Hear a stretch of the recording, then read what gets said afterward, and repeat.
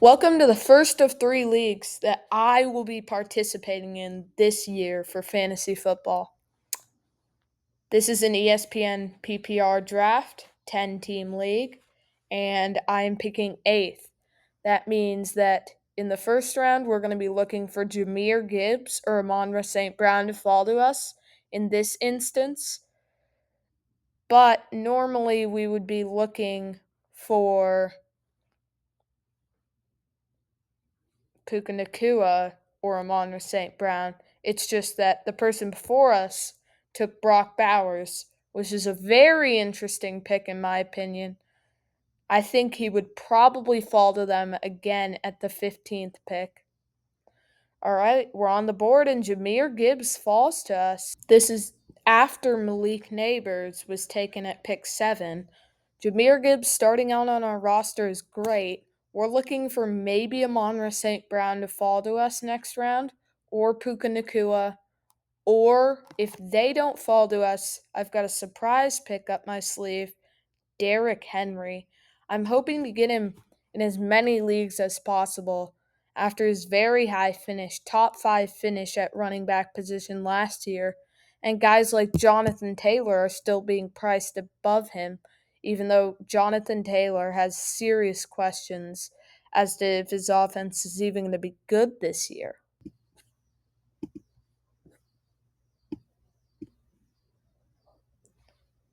I would much rather have Derrick Henry, who has been very stable over the past few years, and even though people are calling him old, Henry is still a unicorn and he will likely keep going for a couple of more years. Josh Jacobs going 11th overall is a little bit interesting, but if you like your guy like I like Derrick Henry, then you got to reach for him. Josh Jacobs was not coming back to them when they were picking 30th. Puka Nakua, I would have liked to see him. Hopefully, CTE Gang doesn't take Amon St. Brown. Dang it. Okay, I guess we'll get Derrick Henry and get the double running back stack, which I'm not disappointed in this outcome, but I would have rather had Puka Nakua as he's in a higher tier of guys. Just preparing my queue with a couple of high tier wide receivers. I don't think any of these guys in the higher group will fall to me, but I think that if they would, I would definitely take them at the 28th pick. I think I'll likely get one of the lower guys like T. Higgins or Devontae Adams or JSN. I would be very happy if I get one of them. I think that would be a good wide receiver one for my team. And then I could load up on a couple of wide receivers in some later rounds. All right. Still waiting on showing TDs. They've taken quite a bit of time on their first two picks, but they will take Ashton Genty. Tyreek Hill, another interesting pick by CT, and now the wide receivers are going fast, as Nico Collins and Brian Thomas are also gone. I guess he's going for an upside play with Tyreek Hill and Brock Bowers, both players who have had one great season in the past two, and then Brock Bowers was a rookie in the other, and Tyreek Hill regressed quite a bit last season.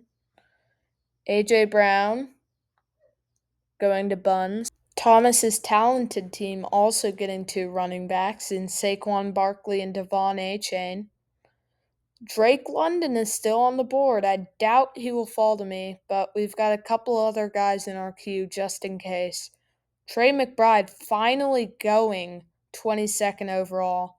Lad McConkey also goes. Normally, I would be looking for a running back late in this third round to maybe fall to me, or I reach up for a guy like Kyron Williams, who I feel that is undervalued. But here I have to take a wide receiver because I don't like playing running backs at flex. And, well, I got two great running backs in the first two rounds, so I'm already ahead in the running back game, but now I'm kind of playing recovery at wide receiver So I got to think a bit if I want Devonte Adams or Jackson Smith and Jigba. I end up taking JSN just because I feel like he has higher upside, as he's really the only good receiver on Seattle, whereas Devonte Adams is the backup. He's the wide receiver two on the Rams behind Puka Nakua. But if Puka Nakua goes down, then Devonte Adams could have a great season, I suppose. If Devonte Adams comes back around to me, then I probably will take him. But if he doesn't, then I'll take an elite quarterback. I'm still not sure if I'd rather have Jackson Daniels or Hurts or Devonte Adams. Marvin Harrison going to CTE gang.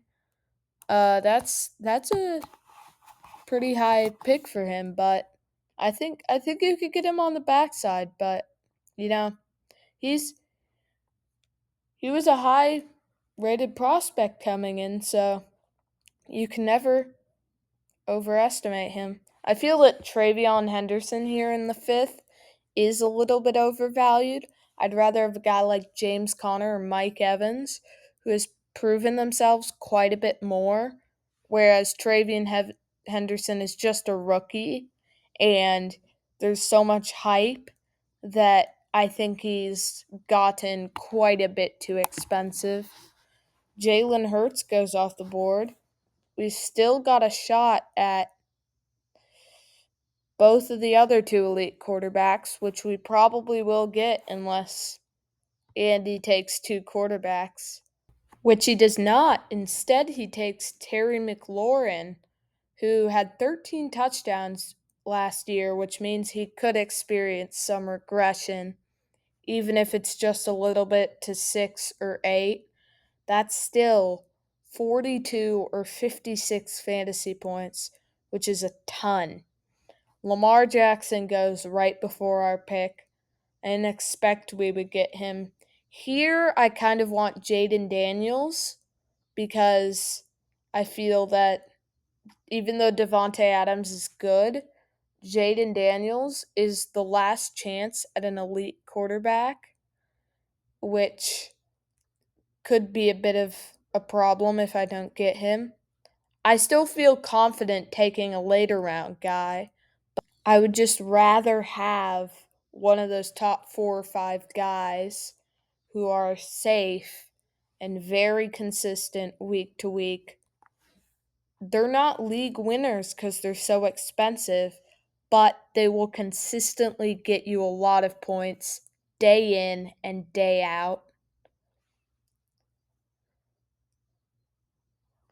I feel like George Kittle probably won't fall to me, but if he did, that would be funny because I would get a quarterback and a tight end early. Patrick Mahomes going at the 405 is quite a surprise. He he probably shouldn't be picked that high, and it's CT again with another interesting pick. Joe Burrow goes right after him. Cooper Kupp at the 408. Yowza. I think you could get him a couple of rounds later. Amari Hampton falls to the 40th, and he also gets Chuba Hubbard. So I feel like Bruce is in a great position to capitalize on some mistakes that have been made. Well, not mistakes, some interesting choices that have been made by my league mates. A big tier of wide receivers there. I might get one on the way back from this first pick. Coming up here, I'm hoping to get George Kittle. He's still around. I wonder if CT will take him here. Hopefully, I get one of those wide receivers. George Kittle, he may fall to me. He might fall to me. I'd be really excited if I got him and Jaden Daniels because then I would just have two locked in players every single week, other than a bye week or injury. That's the one thing about George Kittle, even if he has a great season, he's bound to miss some games as he's getting older. And he is getting a little bit older for a tight end, but he still is very consistent. If you look at his tight end finishes, they've been great. And oh no, he doesn't fall to us. Okay, I guess we'll have to wait till later for a tight end. I probably won't take Travion Henderson here. Yeah, I'll take Mike Evans, best player available. Not a big fan of Xavier Worthy or Rasheed Rice or DJ Moore for that matter. I'm I'm okay with DJ Moore, but I'm really hoping that DK Metcalf will follow me because that would be great for my team.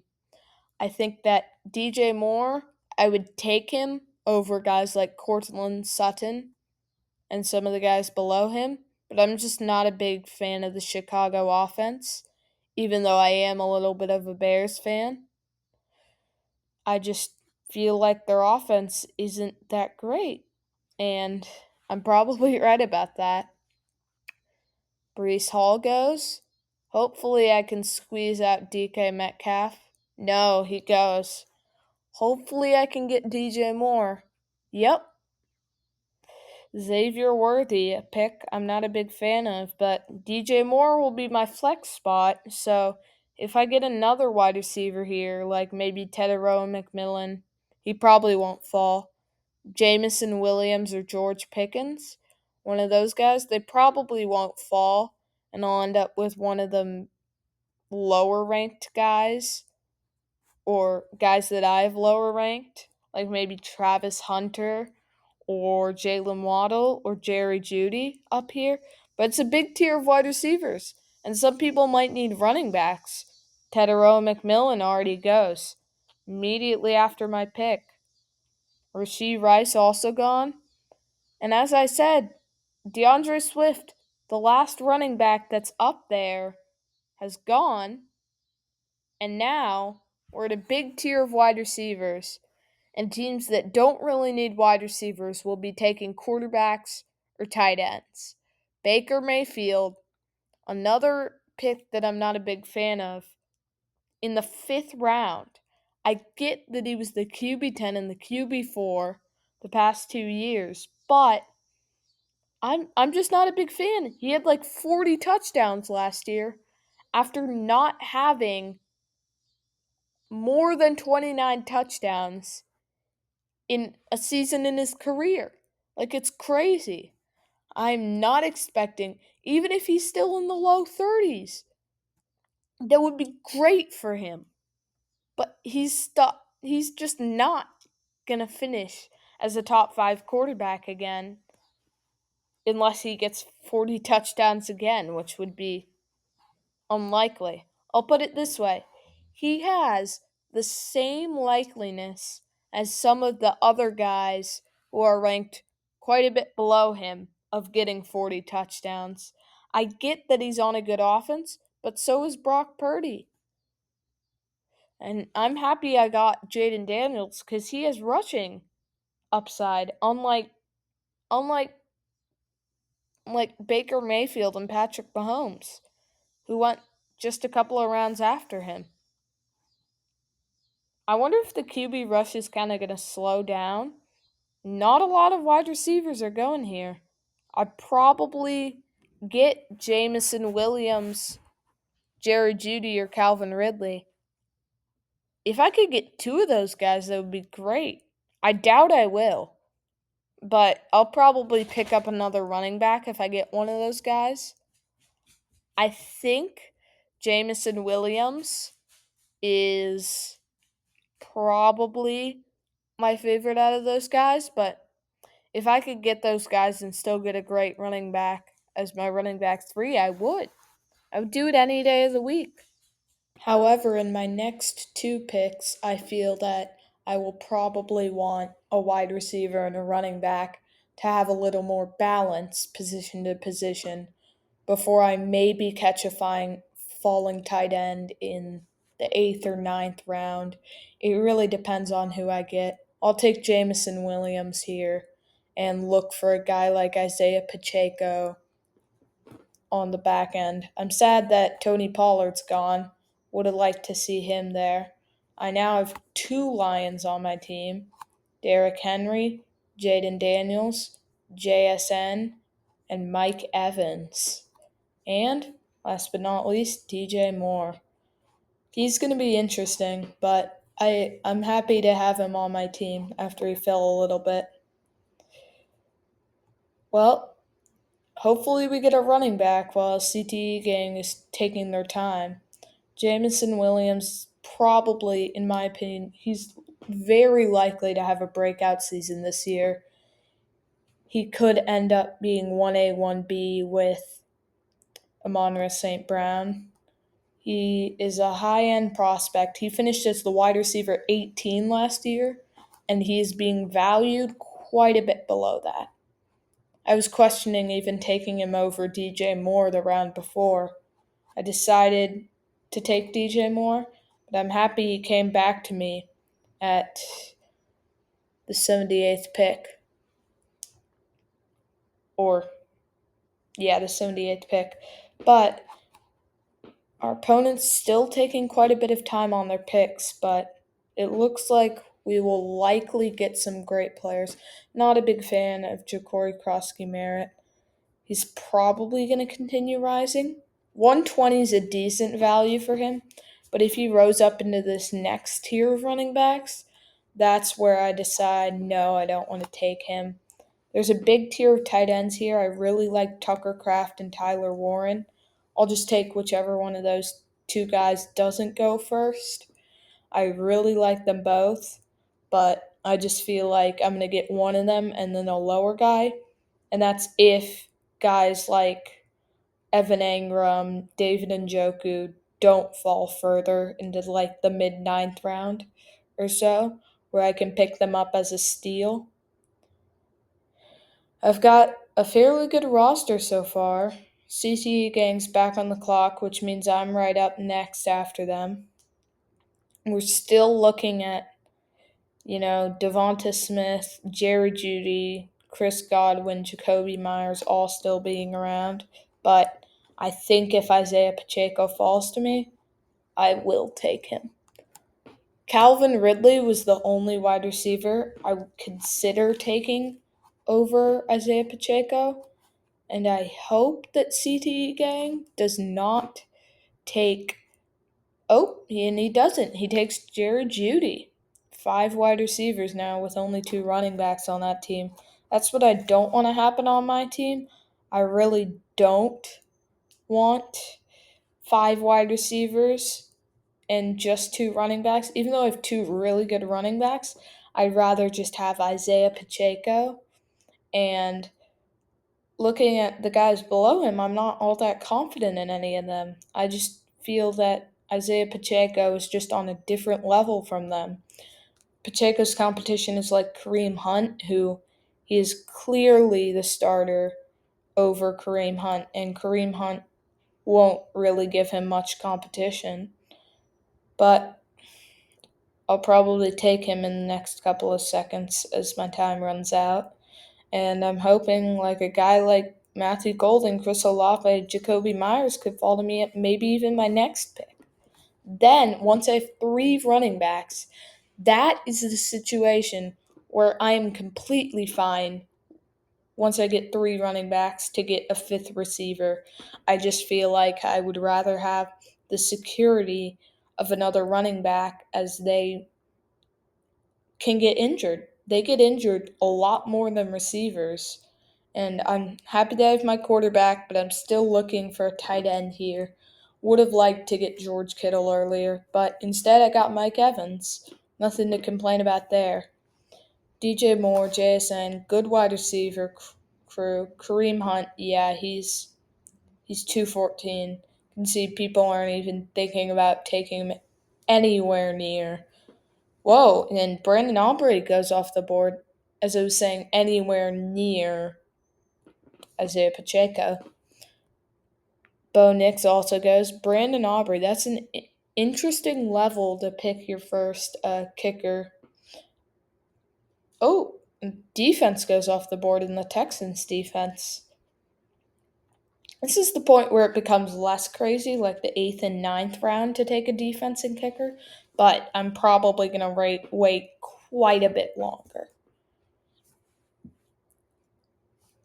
Got my three running backs, four receivers, quarterback. I'm looking at getting a tight end in one of the next two rounds and probably also wide receiver. We get the double quarterback in Caleb Williams and Justin Herbert. That's that's a good duo. I'm not a big fan of picking Caleb Williams next year. I think he might not have that great of a year. But yeah, I could pick up Bryce Young as my backup quarterback, which is honestly great. Like Bryce Young as my backup would be legendary. Bryce Young, they're just going to be so much better. They have Tedero McMillan this year. Leggett and Thielen are still around as backups. Chuba Hubbard might catch a couple passes. And then their defense isn't exactly going to be great. He's going to have to throw the ball a lot. They're not going to win a lot of games, but they're going to be playing from behind, which is a good thing most of the time for quarterback. He was good last year. He'll be pretty good this year, hopefully. I think that he's a great guy to just grab at the end of your draft. Evan Engram, if he falls to me here, then I think that I will definitely take him. As I believe the guy behind me has a tight end. Or he doesn't have a tight end, and the guy in front of me might. I'm not sure. Oh no, the guy in front of me doesn't have a tight end, I guess. Which just makes it a little interesting. I don't think he gets through me if he's still around. Oh, and he is not selected, so we'll get Evan Engram here. This is great. Absolutely perfect. Now we've filled out our main starting roster. Defense and kicker are the only ones left, but I'll probably get some wide receivers and running backs beforehand. Still looking at falling Chris Olave and Michael Pittman, maybe, as guys who could come around to the next round.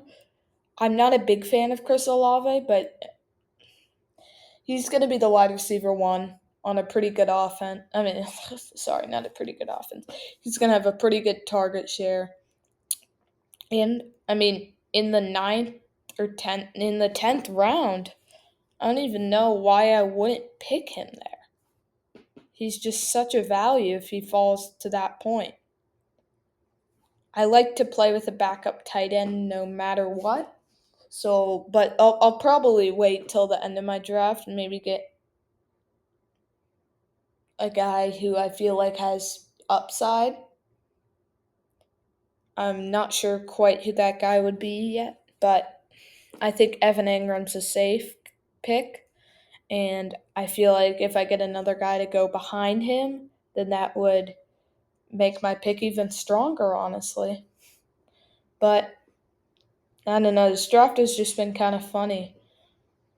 Still waiting on them to pick. Tyler Warren goes right after Evan Engram. I would rather have Tyler Warren, I think, than Tucker Kraft, but at value, at the price you're paying for them, I would much rather have Tucker Kraft at price. Dak Prescott goes off the board behind Jalen Hurts. This isn't really a league where you'll need two quarterbacks. A bit early for your backup. He's not going to be playing much, but I suppose it's all right. Joe Mixon goes off the board. Might be injured for the first little part of the season. And we're up. I'll probably take Chris Olave here. I'm not quite sure yet though.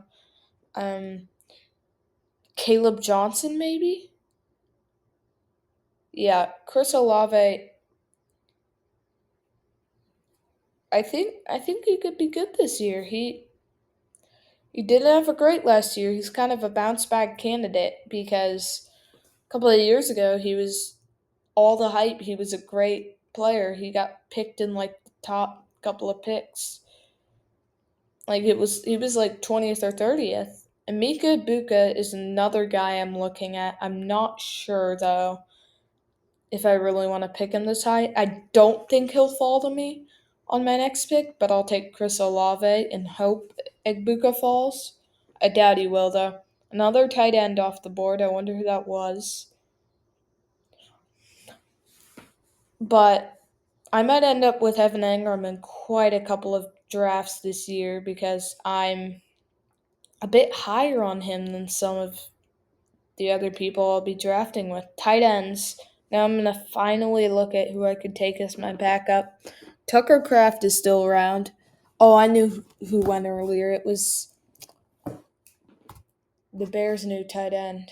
I can't remember his name for the moment, but oh well. I would have Tucker higher than both of the rookies.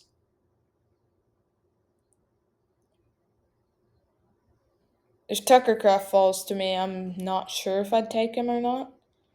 But maybe. I might take him if he falls to me. Maybe this round or the next round. Maybe in round 12. I think Ibuka will go before I get to pick, but maybe Josh Downs.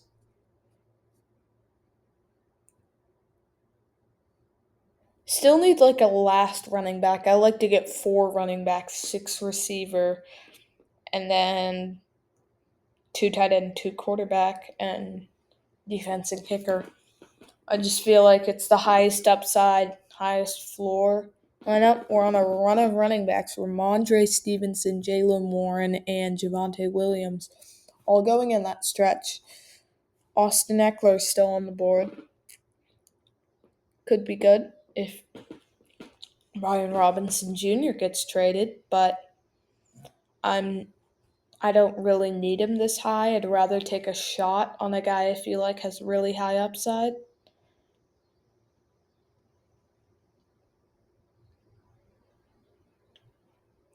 Maybe I take Josh Downs or Tucker Kraft here. I'm not sure who I'll take. Just looking at the board, they might both have tight ends. I think they both have tight ends so far. So I might take Josh Downs here. Igbuka went before him.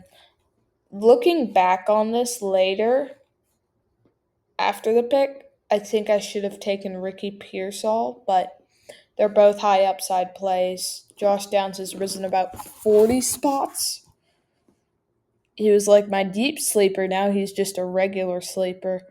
He was at like 150 to start the year. And in my drafts back then, I was gobbling up in every league I could get. Tank Bigsby, I'm hoping I can get him.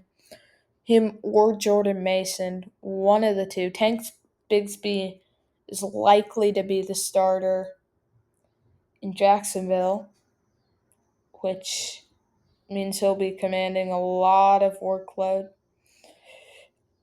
And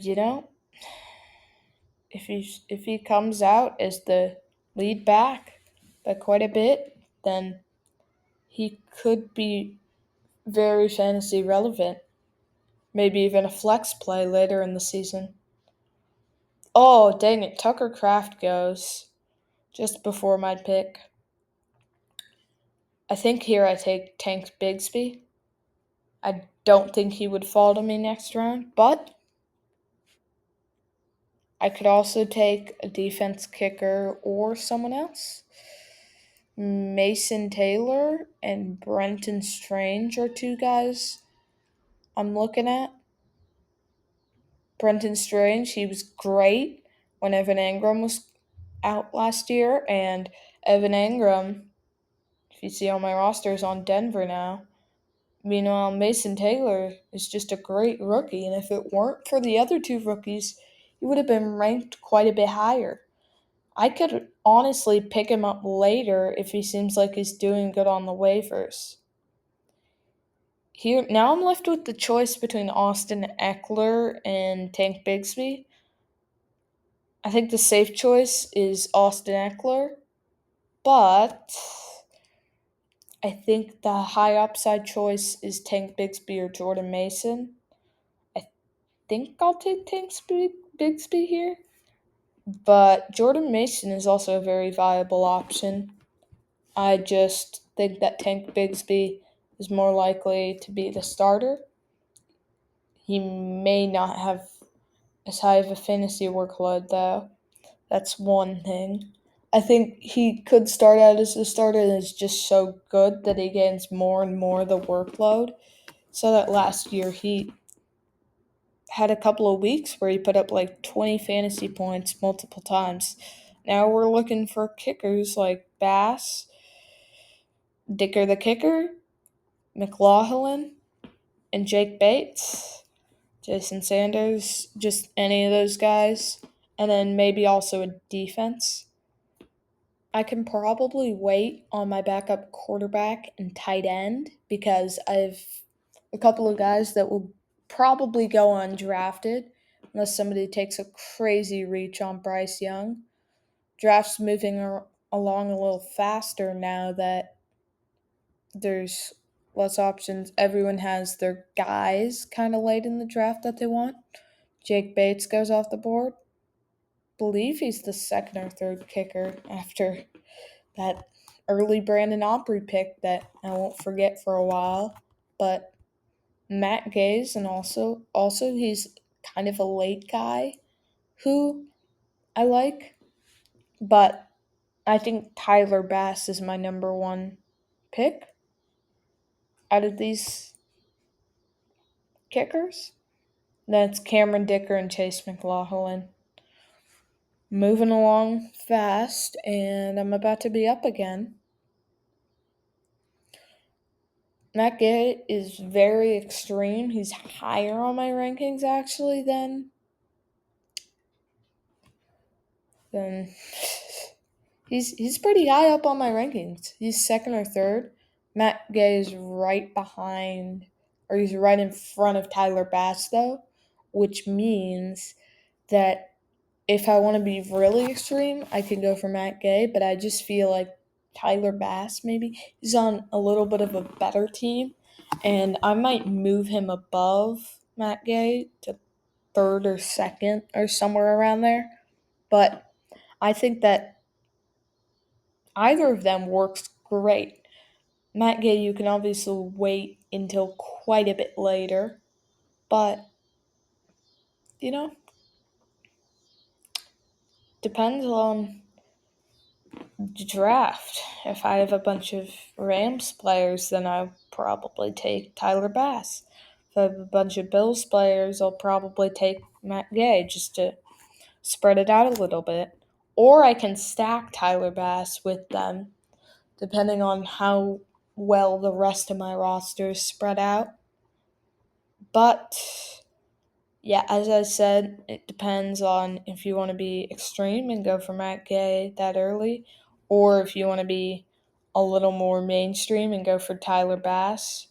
Still, if you want to be really mainstream, you can go for like Cameron Dicker or Chase McLaughlin. But I prefer to have my own takes on what I think the best kickers are because I mean it's not a very interesting position, but you still gotta have your opinions. Here, the Cardinals' defense are gone. Annoyingly, they have a great round one matchup, but I'm a big fan of the Patriots' defense, and I feel like they might be the best pick here. Looking for some higher defenses, but I don't think they'll be there at this point. Probably shouldn't be searching for that, but yeah, just looking for a couple of defenses there, just plug in. 49ers are still there, but I think I'll go with New England. Sadly, my recording cut out before my final two picks, But I'll take this moment to ask you to please like and subscribe. It really helps, and you'll get more great videos like these. All right, my final two picks were Brenton Strange and Bryce Young. Thanks for watching this league draft.